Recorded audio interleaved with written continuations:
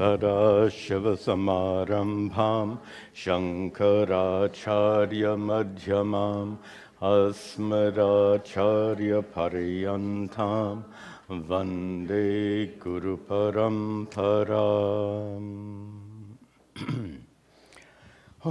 Be seated, please.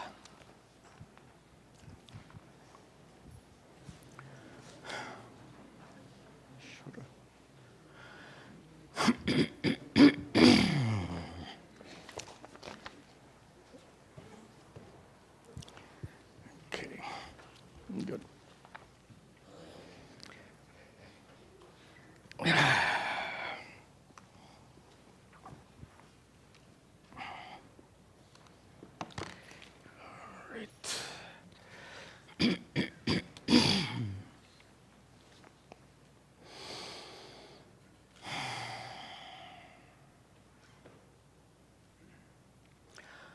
Om Sahana Vavatu Sahano Bhunaktu Sahaviryan Karavavahai Tejasvinavadhitamastu ma vidvishavahai.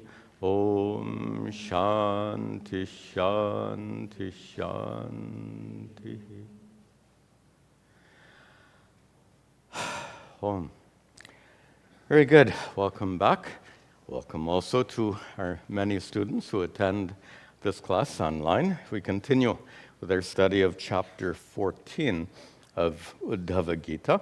And we saw, I said in my casual American English that Sri Krishna began with a bang, so to speak. The chapter began with a bang, in that he plunged right into the topic of enlightenment, without a question from Uddhava.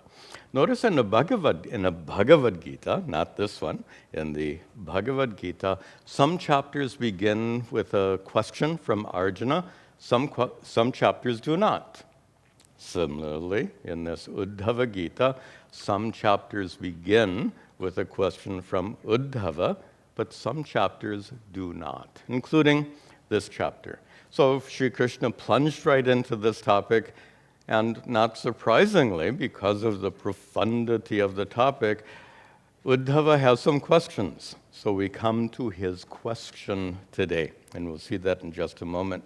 So when Sri Krishna introduced this topic of enlightenment, he focused very specifically on the discovery, to use his language, in the language of Sri Krishna, to become enlightened means to discover his presence within you. Now that's his language. In a more general sense, to discover his presence within you is to discover what we commonly call the inner divinity. And now to come to more Vedantic language, the discovery is to the enlightenment is to discover your true nature as Sat Chit Ananda Atma, as pure consciousness, unborn, uncreated, unchanging, utterly untouched by worldly problems. This discovery is the goal. And in that brief teaching on enlightenment, Sri Krishna differentiated between two kinds of knowledge. So we talk about knowledge of God, knowledge of Ishvara.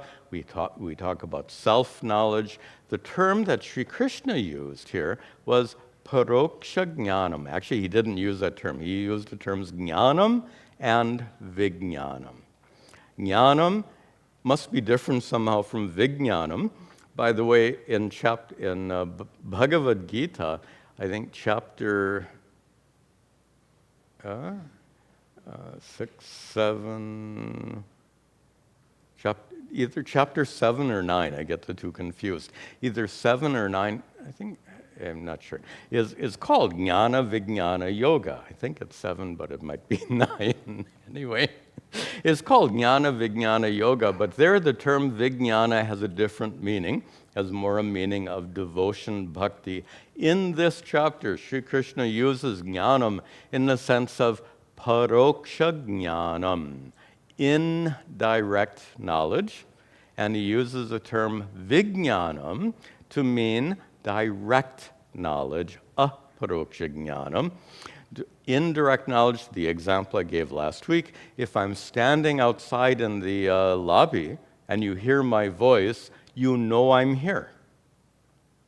But that is indirect knowledge until I come inside, I sit down up on this chair, then you see me, and what was jnanam, or I should say paroksha jnanam, what was indirect knowledge becomes aproksha jnanam, direct.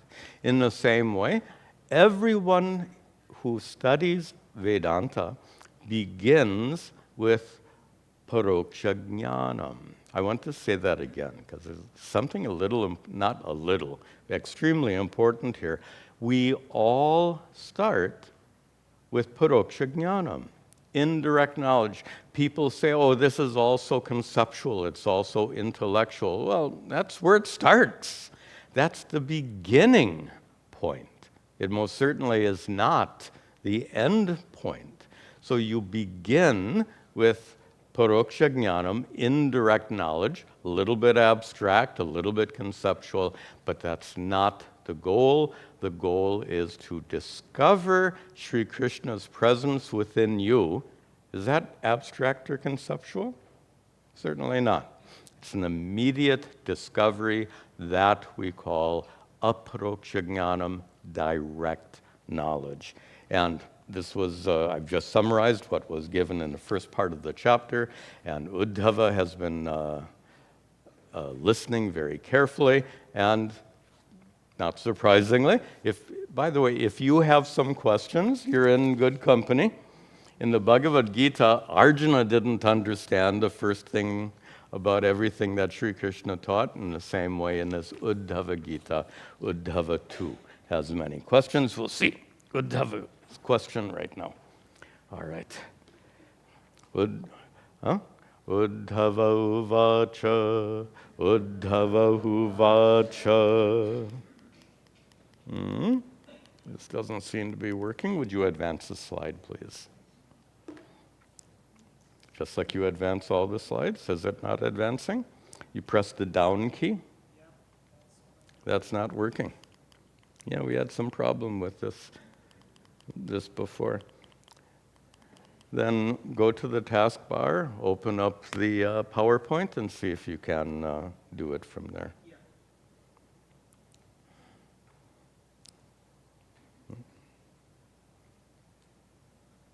There we go. And I'll ask you then to advance the slides. Okay. This has a longer meter, and as always, as I'm chanting, read the translation and then repeat after me.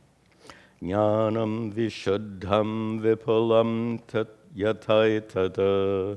Jnanam vishuddham vipulam yataitada. Vairagya vijnana yutam puranam. Vairagya vijnana yutam puranam. Akyahi vishweshwara vishwamurte.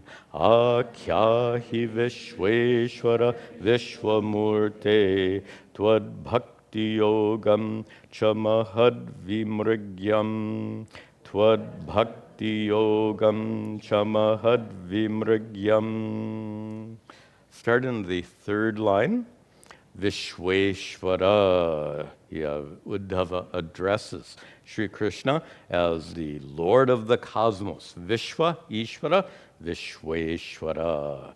And the Vishwamurte, the one whose murti, the one whose form is manifest as the entire cosmos, with these really big words.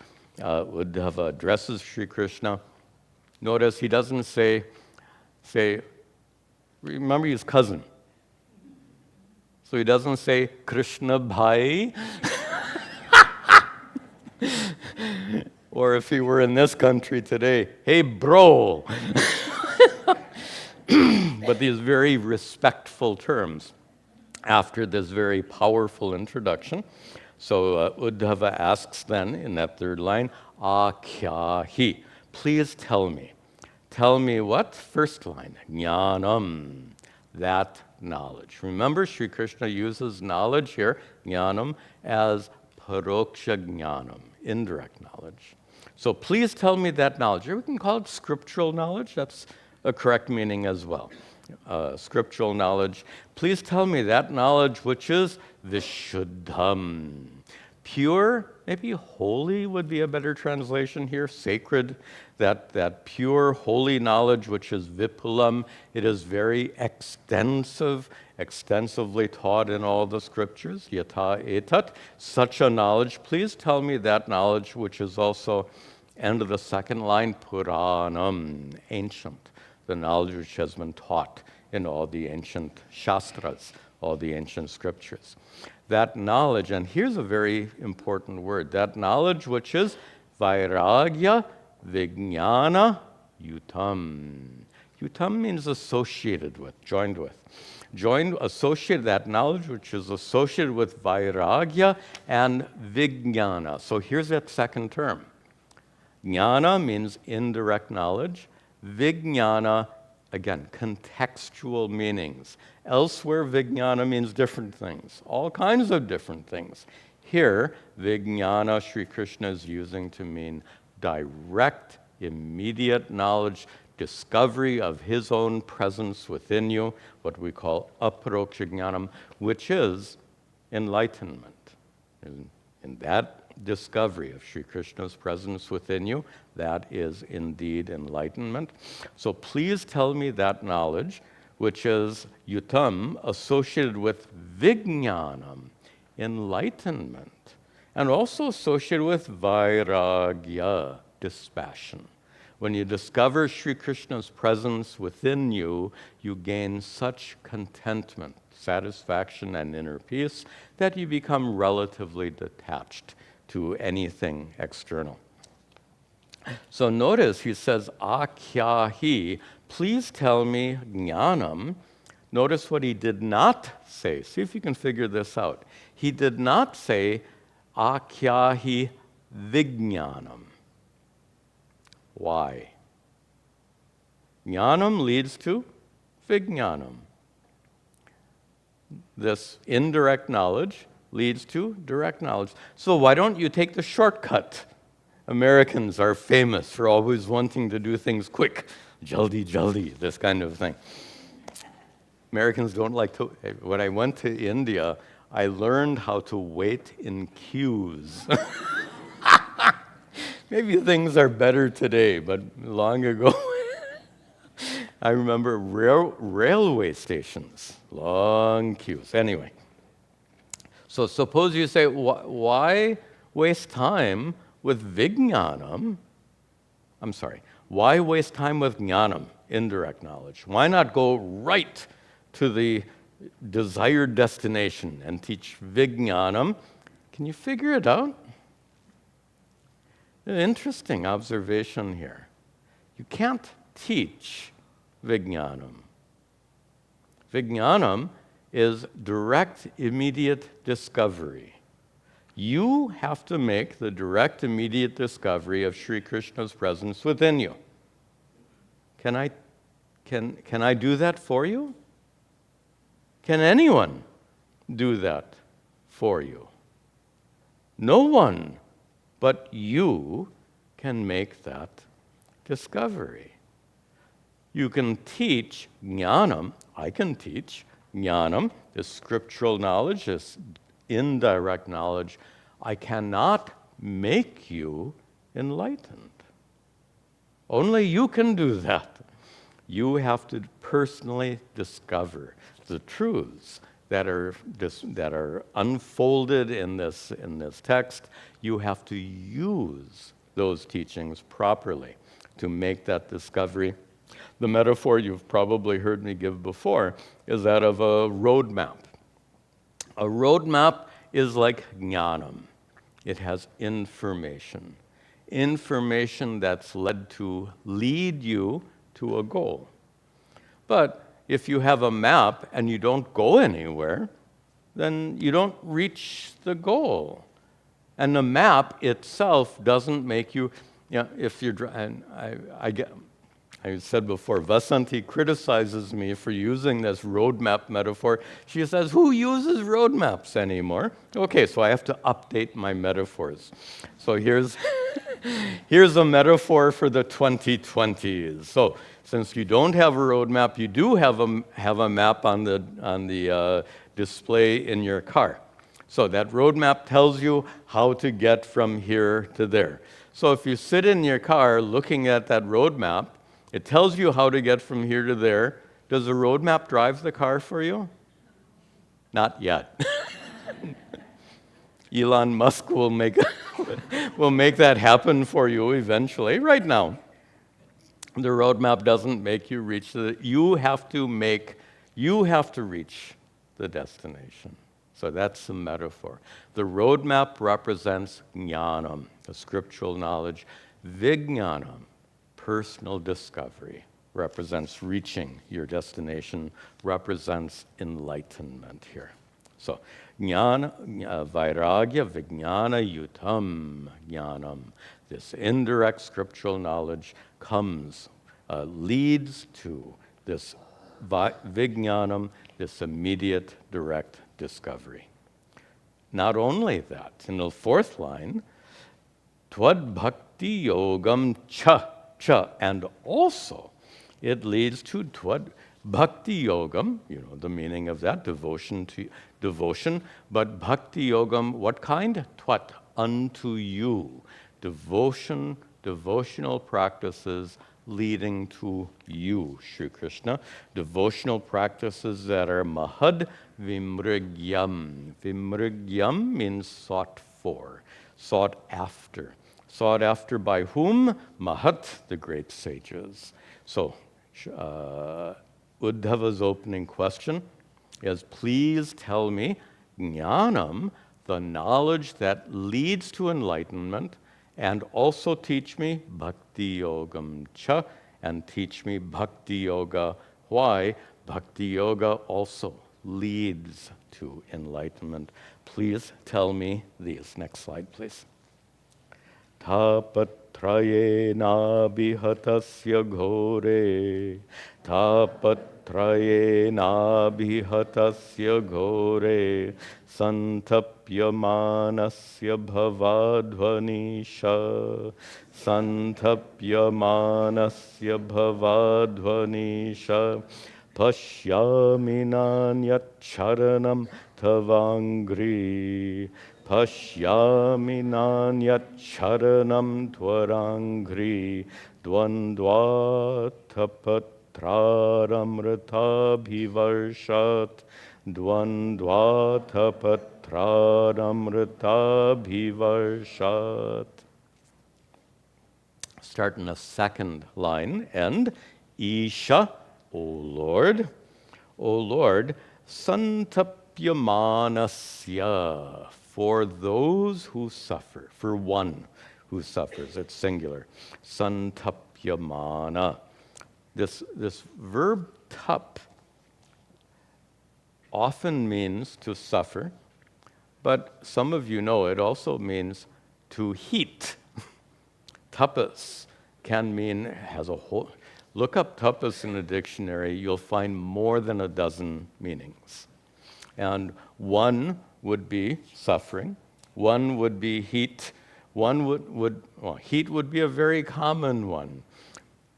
And notice, interesting, the word for heat is used for suffering in a hot country. Not surprisingly, I suppose if the Eskimos had a word for suffering, would it be heat? It would be cold. Just to get a little cultural context here. Actually, we're going to see that in the next verse also. No, at the end of this verse. So, this word for suffering, the santapyamanasya, literally means one who is being heated, one who is being cooked, as it were, when the temperature is very high. One who is being heated where bhava advani, on the Advana's path, on the path of bhava, samsara, worldly existence.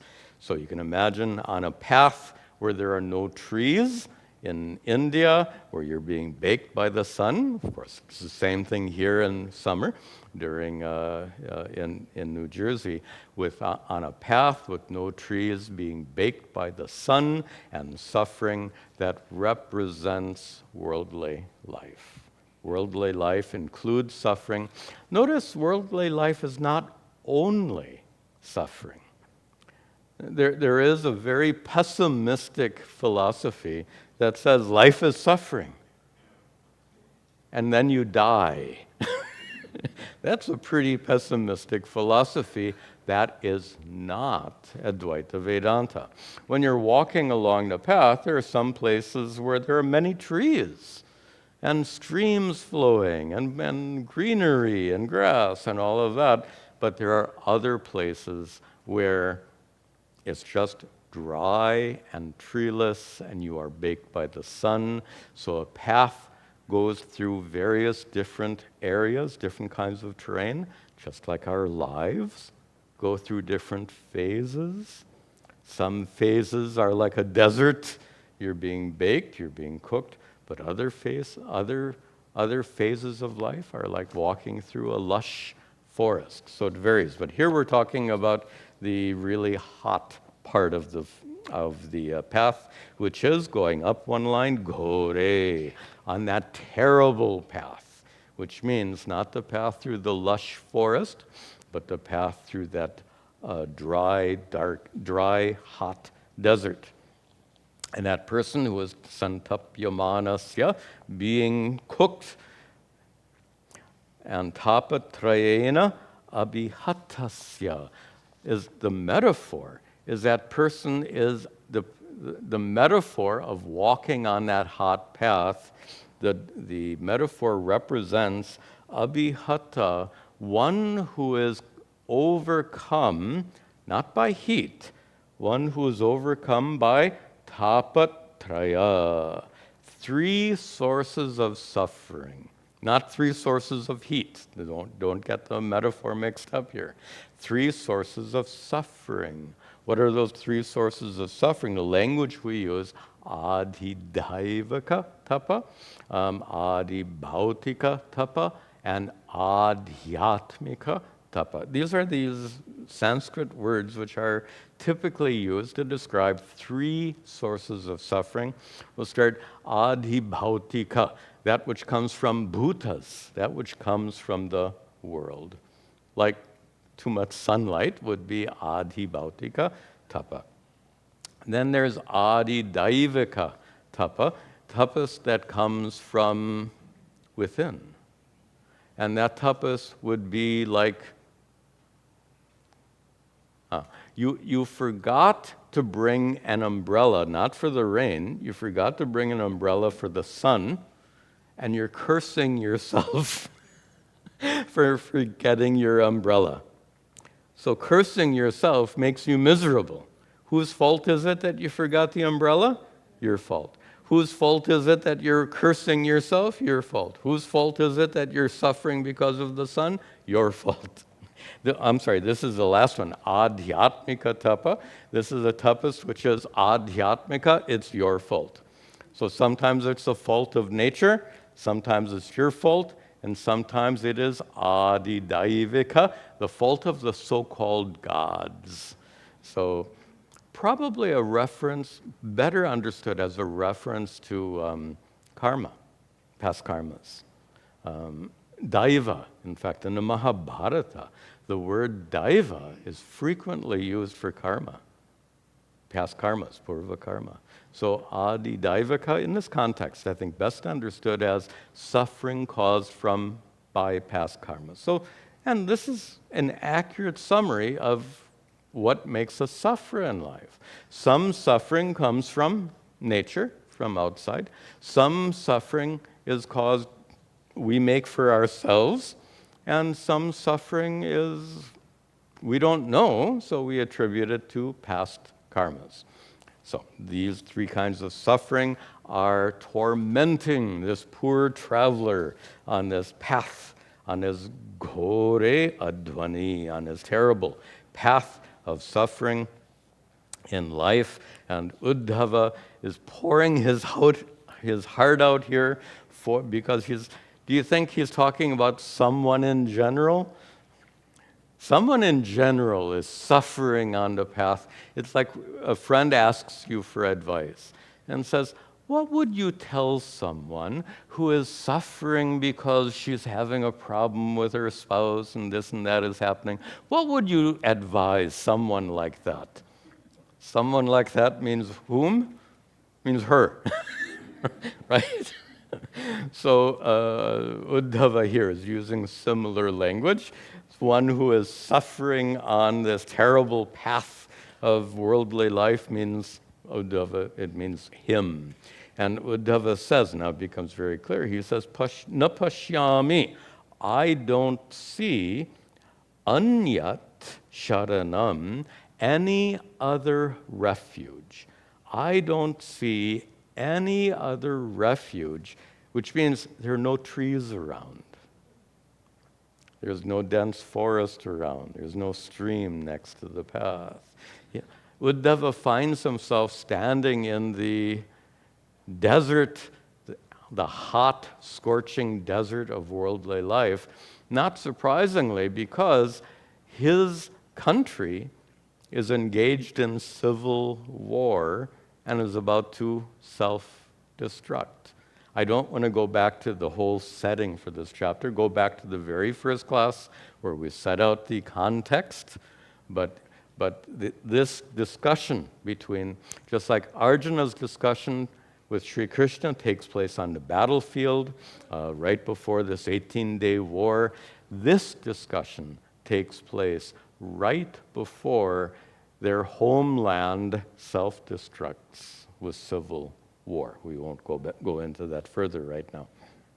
So definitely, how is Uddhava feeling? Right? So he is the one who's being scorched by all these terrible things. But he sees one glimmer of light, we would say, but he uses a very, we might say, Uddhava is standing in front of Sri Krishna, and Sri Krishna is his hope.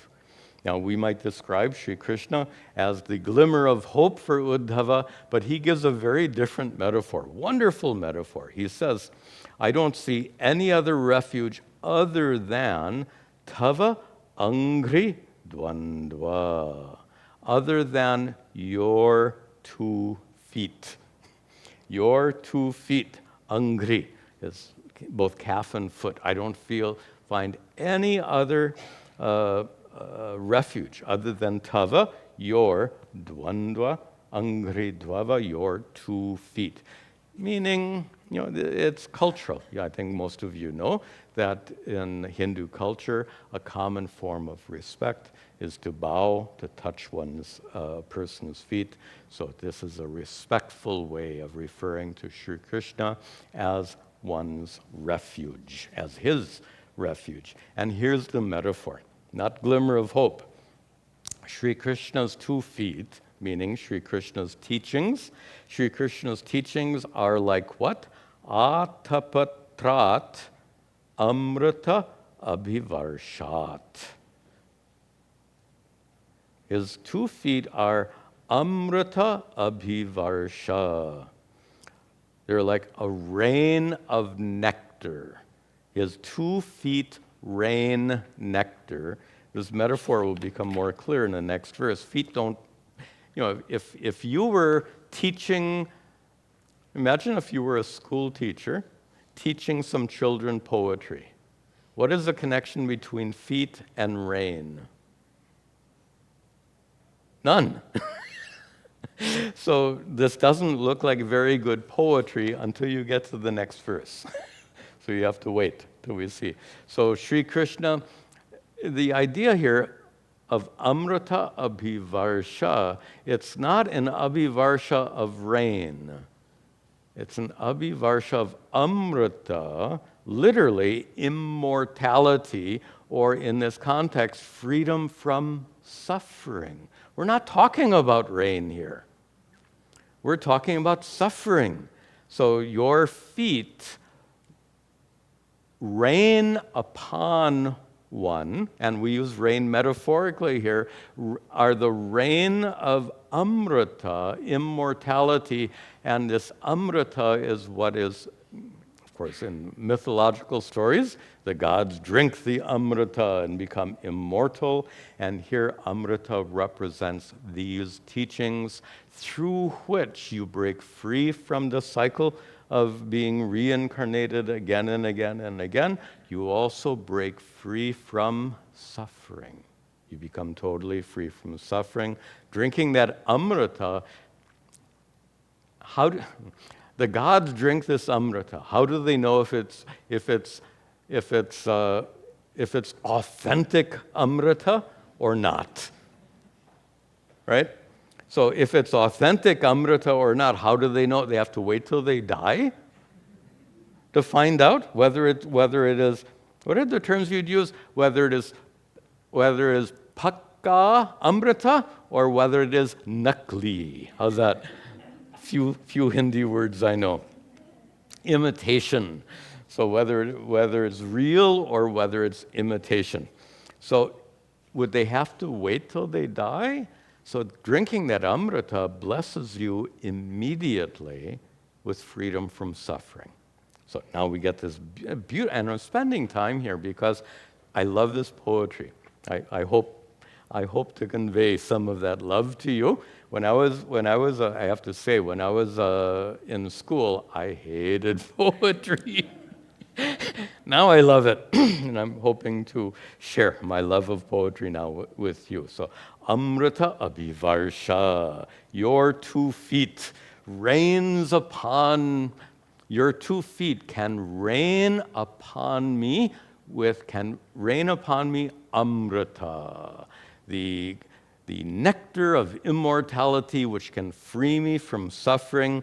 Your 2 feet which are, and now here's an even stranger metaphor, your 2 feet which are like atapatra.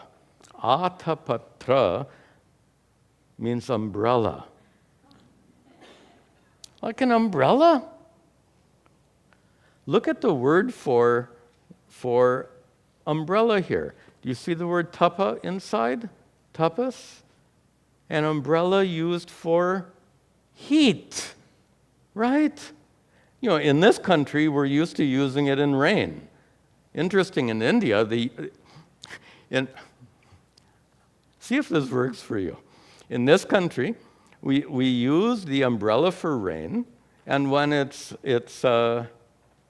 sunny out, we put the umbrella away, right? In India, it's ulta, opposite, because when the sun is scorching, you use the umbrella, and when the monsoon rains come, you put down an umbrella and enjoy the rain. Some people do that, right? At least that's what you see on all the Hindi movies. Does the heroine go out in the rain with her umbrella? Never! Because then the producer can't show her with her wet sari. That's an important part of the movie. Sorry, I'm making fun of Hindi movies here. Anyway, so Sri Krishna's feet are considered, Uddhava very poetically says, "O Krishna, your lotus feet are like the, which means surrendering to your lotus feet, receiving your blessed teachings, is like receiving a rain of immortality, the rain of amrita, nectar of immortality, which can remove all suffering. Your blessed feet, receiving your teachings, is like atapatra. It's like an umbrella which guards against the scorching sun." Now, in addition to poetry, there is something extremely Vedantic here. It's just so much fun to see this, because this skillful poets use double meanings a lot. These verses are composed by Vyasa, skillful poet, or one of Vyasa's descendants, we don't know. And Vyasa, whoever composed this, extremely skillful. We find here a double meaning, which means at the level of Advaita Vedanta, in what sense are Sri Krishna's surrendering at Sri Krishna's feet is a metaphor for receiving his spiritual teachings? In what way does that resemble an umbrella which removes the scorching heat?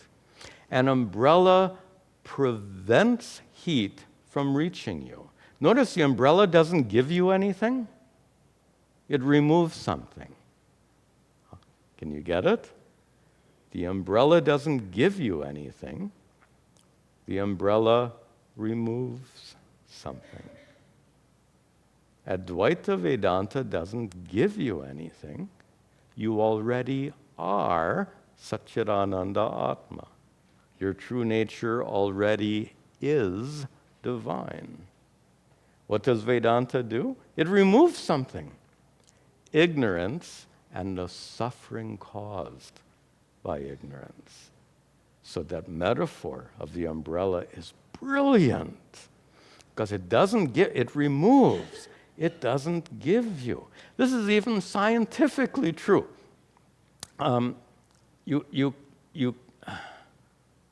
Suppose you want to get cold, and you walk into an air-conditioned room because you're too hot. You walk into the air-conditioned room to soak up the cold, the coolness. Someone with a scientific bent of mind would say, no, you don't. You don't soak up coolness. Coolness is not a thing. What is a thing is heat. Heat is energy. When you go into that cool room, you radiate heat. You get rid of something. Becoming cool is not a matter of getting something, it's a matter of getting rid of something. Anyway, I'm giving a scientific metaphor to emphasize this point. If you want to be, we'll use the American sense of cool. If you want to be cool, if you want to be chill, you have to get right. That's great. If you want to be chill, you don't have to get anything. Get rid of what's irritating you. What's left, can call it chill. Sri Krishna would call it ananda. What we call chill, he calls ananda. Beautiful metaphor. And the metaphor comes again in the next verse. Let's see that. This is the end of Uddhava's question. Dashtam janam sampati. Long meter. Dashtam janam sampatitam balesmin. Dashtam janam sampatitam jalesmin. Kala hina kshudra sukhorutarsham. Kala hina kshudra sukhorurusham. Samudharainam kripaya pavargair. Samudramainam kripaya pavargair. That refa over the V is wrong. Vachobhira sinsha mahanubhava. Vachobhira sinsha mahanubhava. Starting that last line to make the connection to the metaphor. Uddhava cries out to Sri Krishna, Mahanubhava, O great one, O great Krishna, O mighty Lord, Asincha, rain upon me. Literally sprinkle me, but rain down upon me. Rain how? vacho bihi, with your words. Rain upon me your words of wisdom. So that's the conclusion of the metaphor. Otherwise, what is the connection between umbrella and feet or rain and feet? So here we get the connection. So the feet are the source of teachings. Unless you go to the Guru's feet, you don't receive those. And it's a matter, by the way, Guru's feet is a matter of attitude. Allow me just for a moment here to address our online viewers. To seek the Guru's feet is not to be physically present. That's not the case. To seek the Guru's feet is to seek the Guru's teachings. It's to have an attitude of value and respect for the Guru's teachings. That's what Guru's feet means. So don't, otherwise, all of you here in the hall, you have access to Guru's feet, and all of the people watching online, they don't? They do. It's a matter of attitude. Okay. So, this sprinkle me with your words of wisdom, so to speak. Now go up at the top. Sprinkle me. Who am I? I am the one. Here we have a different metaphor. Earlier metaphor was walking along that path, which is sometimes exposed to the elements and sometimes shaded. Now we get a completely different metaphor. Uddhava describes himself in the first line as one who is sampatitam, one who has fallen. One who has fallen where? Bile, into a hole. Asmin bile. I'm fallen into this hole. What could be worse than falling into a hole? Falling into a hole with a poisonous snake in it. And that is the metaphor given here. He says, I have fallen into a hole in which I am a janam. I am a person who is dashtam. I have been bitten. I have been bitten by what? In the second line, kala ahina, by the snake of time. This, by the way, would be called a mixed metaphor. Sometimes you get the metaphor first, and then you get that which the metaphor represents. You get drishtanta first, and then darshtanta later. Sometimes you get the two interwoven. So here they're interwoven. I have been bitten by the snake of time, representing worldly suffering. The snake of time is the poison of the snake of time is what keeps you stuck in this pattern of birth and rebirth in time and day-to-day suffering. Every day, there's a little more suffering. Yes, there's some pleasure every day also. If there weren't some pleasure every day also, you wouldn't bother getting out of bed, right? Why bother? But every day is not only suffering, also some good things. But if you look at his metaphor, is pretty poignant. He's fallen into a hole in which there's a poisonous snake. What could be worse than that? This poisonous snake has bitten him. And therefore, he says, Kshudra sukha uttarsham, describing himself, or one who has fallen into that hole. Someone who is uttarsha, craving for sukha, a little bit of relief, kshudra, and feeling so miserable, someone who is so miserable and feeling for even a little bit of relief. Look at this. First you fall into a hole, then you see the snake, then you get bitten. That's a pretty bad day. So someone in that situation will be so entirely miserable, and that represents the person who has recognized that every time, let's make the point, a bad day is falling into the hole, seeing a snake, and getting bitten. Let me see if I can do this. A bad day is getting out of bed, going to work, and getting getting criticized by your boss. How's that? So you fall into the hole, you see the snake, and then you get bitten. You get out of bed, you see your boss, and you get a different kind of bitten. You get your head bit off, so to speak. So if you're suffering this kind of bad day, you want some relief. And with his metaphor, Uddhava cries out for Sri Krishna for relief. And we'll see the beginning of Sri Krishna's reply here. Next verse, please. Thank you. Shri Bhagavanu Vacha, Shri Bhagavanu Vacha. We're back to the short meter here. Ittame tatpura raja, ittame tatpura raja, bhishmam dharma bhratam varam, bhishmam dharma bhratam varam, ajata shatru papracha, ajata shatru papracha, sarvesham no nushrinvatam, sarvesham no nushrinvatam.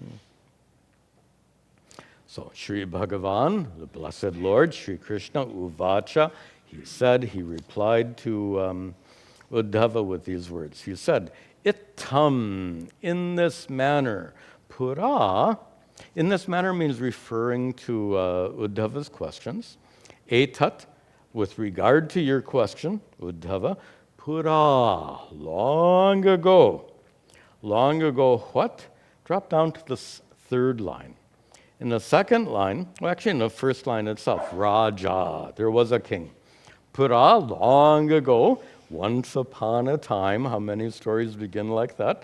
Pura, once upon a time, there was a Raja. Kinchit Raja Asti. That's how these beginning Sanskrit texts, they want to teach you. Asti Kinchit Raja. There was, once upon a time, there was a king. And what was his name? Third line, Ajata Shatruhu. His name was Ajata Shatru, literally mean one for whom no enemy ever remained unconquered. That's the literal meaning of the word, but it's actually referring to Yudhishthira, and you'll see why in just a moment. Others can be referred to as Ajata. It's like saying, oh, great one. You know, it's a term of respect. It could be applied to many people. Similarly, Ajata Shatru is a term of respect. It could be applied to many. Here it's being applied to Yudhishthira, the eldest of the five Pandavas. So Raja Ajata Shatruhu, Yudhishthira papracha, he asked. By the way, notice in chanting it's not papracha, it's papracha. There's a reason for that. It's not papracha, papracha. That pause is required because of pra, which is a conjunct consonant. So that pause is not accidental. Papracha. So Yudhishthira asked whom? Bhishmam. He asked Bhishma, who was Dhrita Bratam Varam. Bhishma is the Varam, the best of Dharma Bratam, those who uphold Dharma. So Yudhishthira asked Bhishma, the family elder, who is the foremost upholder of Dharma, and he asked him, Yudhishthira asked Bhishma, in what circumstance? What was the occasion? Sri Krishna describes the occasion. He says, it was a time when Sarvesham, all of us, Sarvesham Naha, all of us would include Sri Krishna, would include the five Pandavas, would include obviously Bhishma, and would include many others. All of us, Anu Shrinvatam, all of us who were listening. All of us were gathered together listening to Bhishma intently because he was about to die. This is after the battle. Bhishma has been shot through with arrows. by Arjuna himself, and he lies on the battlefield on the so-called bed of arrows. Bhishma lies dying. In fact, Bhishma would already be dead if he didn't have the boon of being able to choose the time of his death. He should be dead. But because of a blessing, he's not quite dead. He's almost dead. And he's speaking his last words to the assembled, which included Sri Krishna and the Pandavas. So this discussion is taking place at the end of his life. Let's see, next verse is a better place to end our class today. We have a few minutes anyway. Nivritte bharate yuddhe, nivritte bharate yuddhe, suhran nidhana vihwalaha, suhran nidhana vihwalaha, shrutva dharman bahun paschan, shrutva dharman bahun paschan, moksha dharmanu prachata, moksha dharmanu prachata. Yeah, we have to see this verse. So when was this conversation taking place? Bharate yuddhe nivritte. When the yuddha, the battle, which battle? Bharata yuddha, the battle named Bharata, Mahabharata. When that battle, nivritte, had come to an end. So when the battle had concluded, this, by the way, this reference is to the, we'll see that in a moment. So, and in that situation, actually, let's see the, see the, what order to take this. We'll go in order. So they're gathered there on the battlefield at the end, after the battle is over. This is actually the scene that takes place in the Shanti Parva of the Mahabharata, the longest. It's book 12 of the 18 books. It's the longest book. It has 3 major sections that we'll talk about in just a moment. So in that context, after the war is over, Suhrit Nidhana Vihwalaha Shutva. So Shutva, having listening to Bhishma, Shutva. And who is listening to Bhishma? Suhrit, who are Nidhana Vihwalaha. Suhrit, friends. Friends of whom? Who's speaking these words? Sri Krishna. So Sri Krishna would say, my friends. My friends who have gathered around Bhishma to hear his final words, and my friends, meaning the Pandavas, who are Nidhana Vihwalaha. Nidhana means end, conclusion. My translation, overwhelmed by loss, which is okay. But I think end or conclusion is more meaningful here, because he says that they are vihwalaha, overcome fine. They're disturbed. They're disturbed at the nidhana, could be by the loss of so many of their, in fact, both meanings work fine. They're disturbed because of the nidhana. Nidhana, again, look it up in the dictionary, more than 12 meanings, one of which is definitely loss.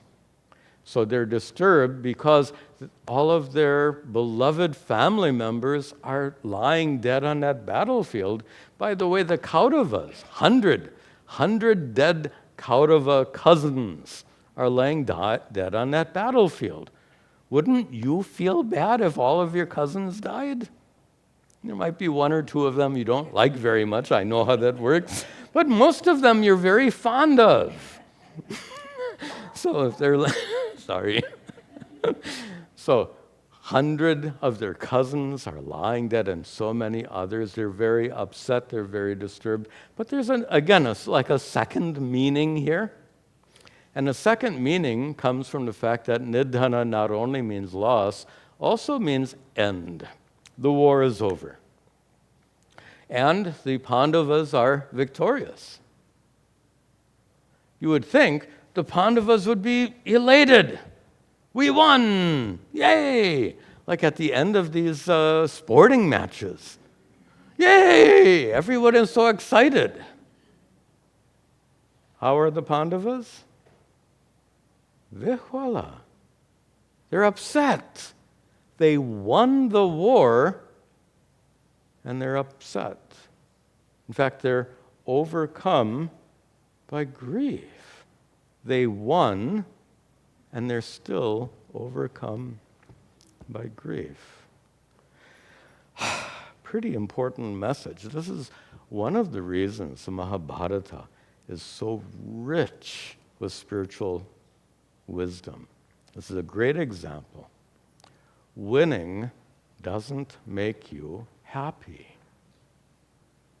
They won. Are they happy? Are they like these sports people? They go nuts on those after some big foot soccer or this cricket. Everyone, they go nuts. Pandavas won. They should be elated. They're depressed. Why? We're going to see why. Well, actually, we've already discussed why, but we'll see it in more detail. The obvious reason is all of their loved ones are lying dead on the battlefield. Every win comes with some loss. There are two sides to every coin. So your life is no different. Let's go for a metaphor here. What would be a victory for you? Suppose in your workplace you have been passed over for a promotion several times, and you finally get the promotion. You've been waiting for this promotion for several years, and you finally get the promotion. Yay! And you may come home elated until you go back to work tomorrow and discover that your workload has just tripled. Will you feel elated when your workload has tripled? And notice, tripling your workload doesn't negate the win, so to speak, of getting promoted. Both are simultaneously true. That is, you got a promotion. True.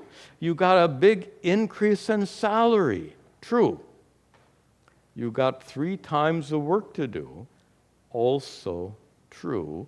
And one does not negate the other. Having the big salary doesn't negate the problems associated with a tripled workload. Having a tripled workload doesn't negate the increase in salary. Both are simultaneously true.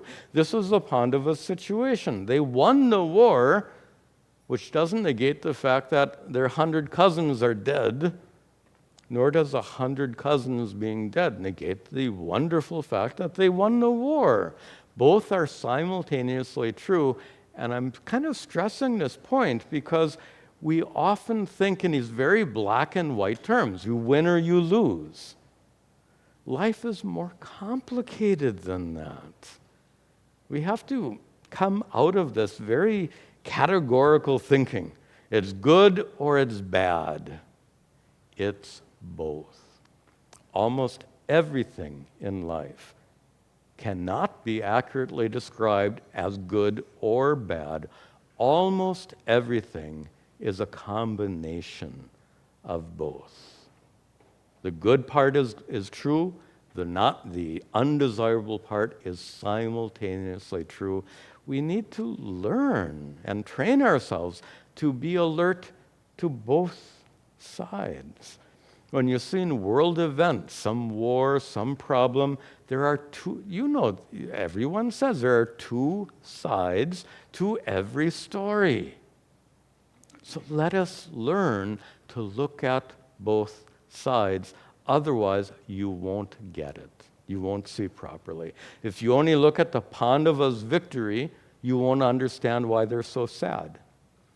If you only look at their 100 Kaurava brothers lying dead on the battlefield, you won't understand the importance of the Pandavas winning to restore dharma to the kingdom. we must see both sides all the time. Let's finish this. So they have been listening, Shrutva, having listened to Bhishma, having listened to what? Dharman Bahun. Having listened to many teachings about Dharma. Many teachings about Dharma is a reference to the structure of the Shanti Parva. Shanti Parva we studied, the Moksha Dharma Parva here at our ashram. Moksha Dharma is the third part of the Shanti Parva. What are the first two parts? First part is called Raja Dharma. The Raja Dharma, all of this takes place while Bhishma lies dying, and he's teaching the gathered family members. The first thing he teaches, Yudhishthira, all of this is given to Yudhishthira. So first he teaches Raja Dharma, how to be a king. That's what it is. In the Shanti Parva, first Bhishma teaches Yudhishthira how to be a king, Raja Dharma. Then he teaches Apat Dharma, how to be a king in this horrible situation, Apat, disaster. How to be a king at a time of calamity, Apat Dharma. First, Raja Dharma is taught first, how to be a king.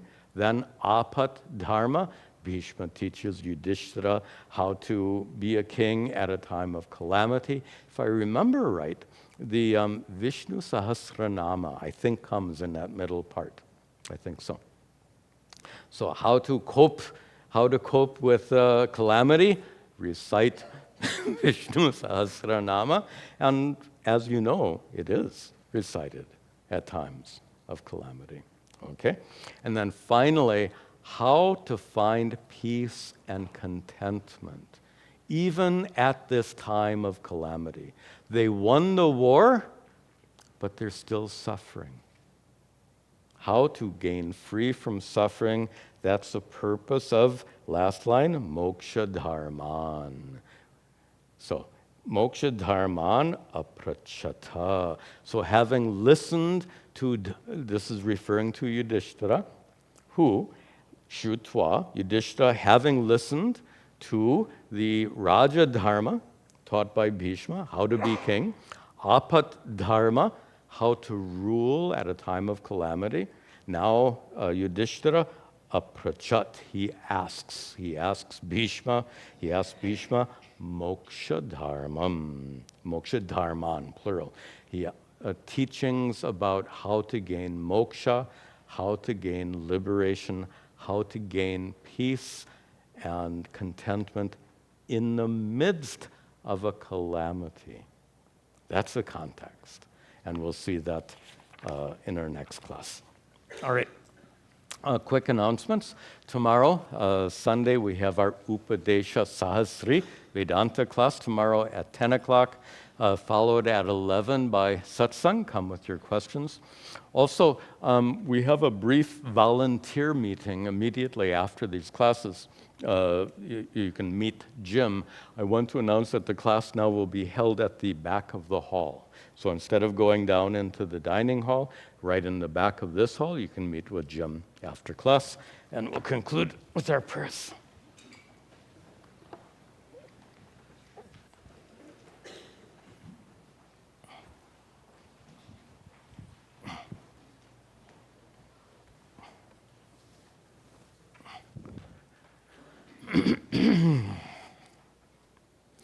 Om Gananahan Tva Ganapatigam Vamahe Kaving Gavinam Upamashravastamam Jeshtarajam Brahmanam Brahmanaspataha Nashranvan Uttabasvira Sadhanam Om Mahaganapataye Namaha Ishvaro Gururatmeti Murti Bheda Vibhagine Vyomavad Vyapta Dehaya Dakshina Murtaye Namaha Vasudeva Sutam Devam Kamsa Chanuramardanam Devaki Paramhanandam Krishnam Vande Jagadguru.